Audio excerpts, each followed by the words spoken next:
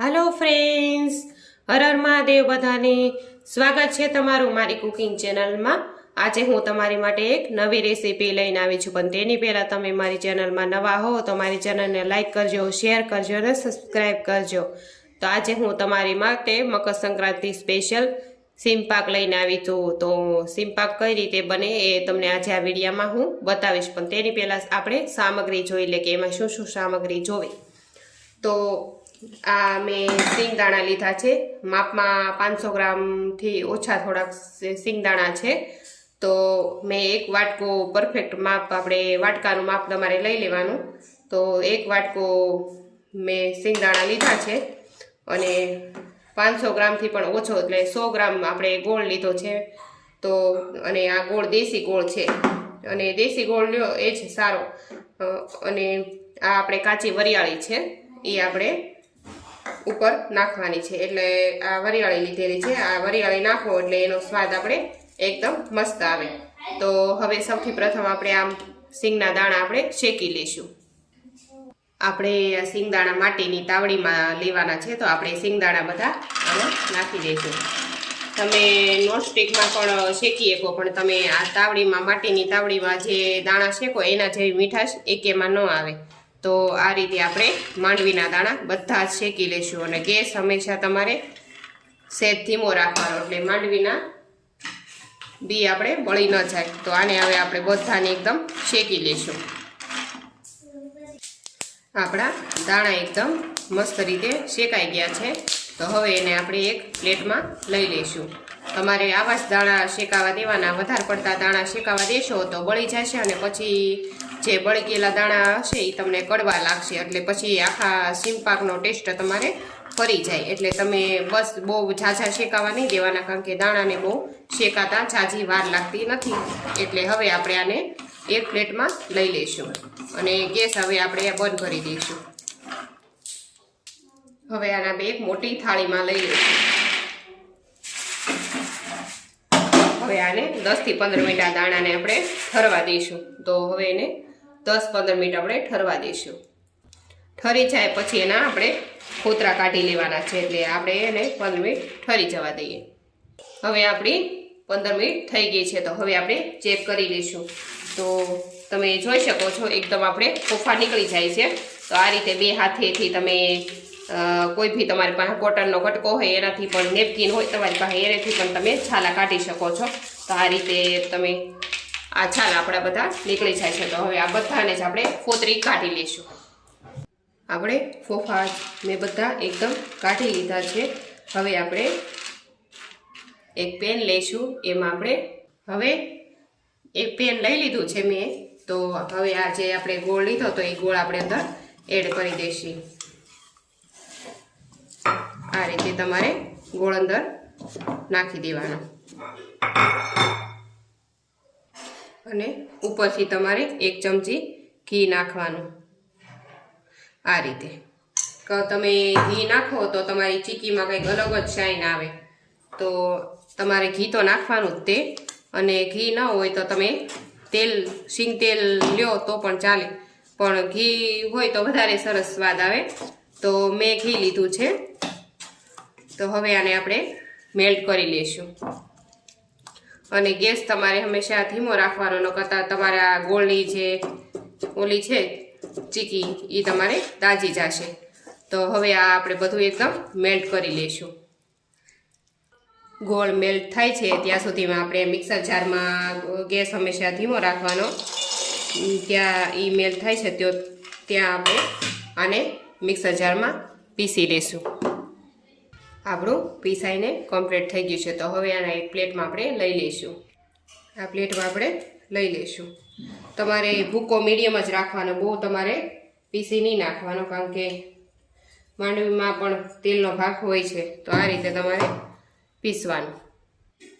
મારું બધું જ પીસાઈને એકદમ કમ્પ્લીટ થઈ ગયું છે। તમારે મનફેર વધારે ભૂકો નહીં કરી નાખવાનો, આવી રીતના આખા ભાગું તમારે આવું રાખવાનું। તો હવે આપણે ગોળનો પાયો આવ્યો છે એ રીતે જોઈ લઈએ। આપણો ગોળનો પાયો હજી નથી આવ્યો, હજી કાચો છે। હજી આને આપણે 3 મિનિટ આપણે હલાવી લઈશું। તમે આ રીતે એકદમ પાયો તમારો બરોબર નહીં આવે તો તમારો સીમપાક એકદમ મસ્ત નહીં થાય. તો ગેસ તમારે ધીમો જ રાખવાનો, નકર તમારો આ પાયો છે ને એકદમ બળી જશે. તો આને 2 મિનિટ આપણે થવા દઈશું. હવે આપણો પાયો આવી ગયો છે. તો આપણે તમને એક ટ્રીપ બતાવું, એ રીતે તમે ચેક કરશો તો તમને ખબર પડશે કે એનો પાયો આવી ગયો છે કે નહીં. જે કોઈને ન આવડતું હોય એને પણ આવડી જાય, સાવ સહેલી જ રીત છે. તો એક વાટકામાં આપણે આ રીતે પાણી લેવાનું અને 2 ટીપા તમારે આ રીતે આમ નાખવાના. પછી હવે આપણે જોઈ લઈશું.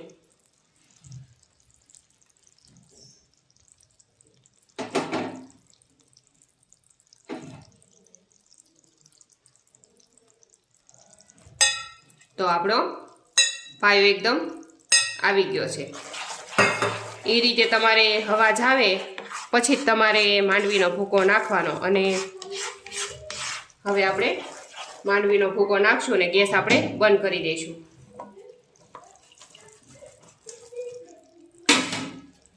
હવે બધું સારી રીતે આપણે મિક્સ કરી લઈશું. આ રીતે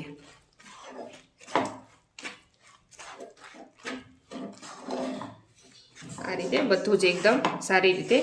અને તમારે આમાં સહેજ ઉતાવળ જ રાખવાની, કારણ કે શિયાળો છે એટલે તરત જ જામી જાય, એટલે તમારે આમાં ઉતાવળ જ રાખવાની. અને આ રીતે તમે નહીં કરો તો તમારો ડાયરેક્ટ તમારે પાયો ચોંટી જશે તમારે.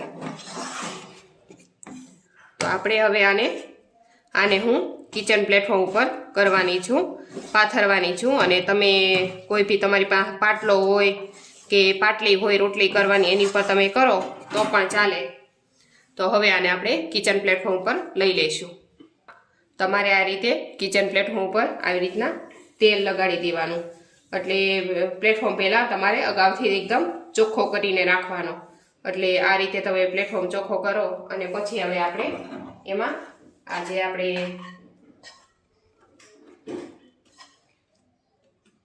આ રીતે તમારે એને ફેલાઈ દેવાનું.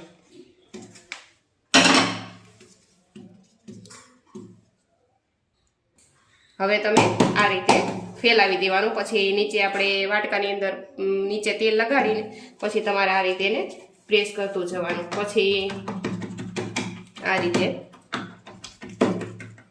ચીપકી જાય તો તમારે આ રીતે નીચે આપણે તેલ લગાડી દેવાનું. તમારે આવું જાડું વેલણ લઈ લેવાનું. વેલણની મદદથી તમારે આ રીતે વણી નાખવાનું, એકદમ પતલું. આ રીતે એકદમ પતલું કરતું જવાનું. અને તમારે વણવામાં પણ ઉતાવળ જ રાખવાની. જ્યાં સુધી તમારું ગરમ ગરમ ચીકી હશે ત્યાં સુધી એકદમ તમારી મસ્ત થશે. તો હવે આપણે આનું એકદમ વણી લઈએ. આપણું વણાઈને એકદમ કમ્પ્લીટ થઈ ગયું છે. તો તમારે આ કાચી વરિયાળી છે એ ટેસ્ટમાં એકદમ સરસ લાગે. તો તમારે આ રીતે વરિયાળી ઉપર સ્પ્રિંકલ કરી દેવાની. પછી આપણે પાછું એમાં વેલણ ફેરવી દેવાનું એટલે વરિયાળી અંદર ચોંટી જાય. તમારે આ રીતે કરવાનું. આ રીતે. તો હવે આપણે કાપા પાડી લઈશું. હવે આપણે કટ લગાડી દઈશું. તમારે ગરમ ગરમ હોય ત્યારે જ તમારે કટ લગાડી દેવાના. પછી ઠરી જશે પછી કટ લાગે નહીં.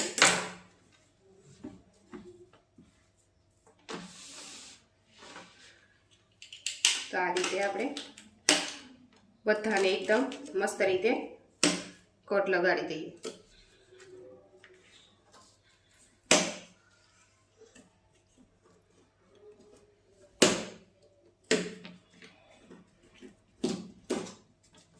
આ રીતે તમારે જેવા પીસ રાખવા એ પ્રમાણે તમારે કટ લગાવવા, નાના મોટા તમે જે રીતે તમને. તો હવે આને આપણે 15 મિનિટ ઠરવા દઈશું. આપણી 15 મિનિટ થઈ ગઈ છે અને એકદમ ઠરીને ક્રિસ્પી થઈ ગયા છે. હું તમને તોડીને પણ બતાવું છું. તમે જોઈ શકો છો એકદમ ક્રિસ્પી અને તોડીને પણ તમને બતાવું નજીકથી. જોઈ જવો એકદમ ક્રિસ્પી. એટલે આવું જ બાળકોને એકદમ ક્રિસ્પી ભાવે. તો હવે આ બધું આપણે એક પ્લેટમાં લઈ લઈશું. હાલો, આપણી ઉત્તરાયણ સ્પેશિયલ સિંપાક બનીને તૈયાર થઈ ગયો છે. જો તમને મારી રેસીપી ગમી હોય તો તમે ઘરે બનાવો, ચાખો, અને જો તમને ગમે તો મારી ચેનલને શેર કરો, સબસ્ક્રાઈબ કરો અને તમારા મિત્રો, સંબંધીઓ અને બનાવતા શીખવાડો. અને આવા જ મારા અવનવા વિડીયો જોવા મારી ચેનલને મુલાકાત લેતા રહો. અને કમેન્ટમાં મને કહેજો કે મારી સિંપાકની રેસીપી તમને કેવી લાગી. આવજો.